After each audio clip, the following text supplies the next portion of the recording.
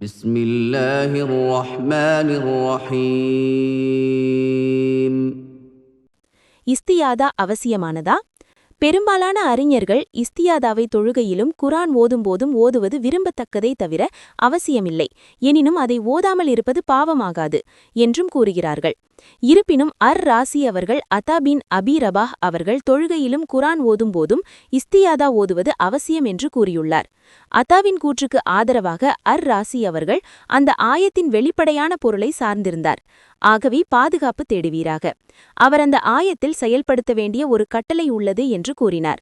மேலும் நபி ஸல்லல்லாஹு அலைஹி வஸல்லம் அவர்கள் எப்போதும் இஸ்தியாதா கூறுபவராக இருந்தார். கூடுதலாக இஸ்தியாதா ஷைத்தானின் தீங்கை தடுக்கிறது. இது அவசியமானது. மார்க்கத்தின் ஒரு அவசியமான செயலை செயல்படுத்துவதற்கு தேவைப்படும் வழிமுறையும் அவசியமானது என்பது விதியாகும். ஒருவர் ஷபிக்கப்பட்ட ஷைத்தானிடமிருந்து அல்லாவிடம் நான் பாதுகாப்பு தேடுகிறேன் என்று கூறினால் போதுமானதாக இருக்கும்.